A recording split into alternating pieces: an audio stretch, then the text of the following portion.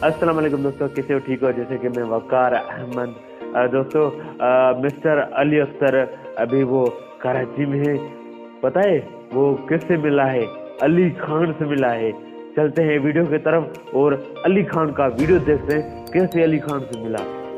अस्सलाम वालेकुम गाइस, जैसे कि आप जानते हैं भोटी वाला, तो आज मेरे साथ है अली खान कराची वाला। अस्सलाम वालेकुम, जैसा कि आप जानते हो मैं अली खान कराची 110। तो हमारे साथ अख्तर अली है, भाई ने आपको बताया, इंटरव्यू करवाया और इसका ये कहना है कि आप मशहूर कैसे हो। तो मैं भाई मशहूर नहीं हुआ, बल्कि मुझे मशहूर किया गया आपके प्यार ने, आपके फैन ने। इतना फैन फॉलोवर मिले मुझे, वो आप सबका प्यार है और इनको मिले तो इनका प्यार है। इनकी वीडियो पे तो प्यार करते हैं, स्टिच करो। इस अली अख्तर की वीडियो की जो स्टिच अली करेगा, अख्तर की वीडियोस पे क्लिक करें और आगे जाएं, क्योंकि इसकी लाख वीडियो लाख पे क्लिक लाइक। करेंगे आपको 1 लाख लाइक जरूर मिलेंगे।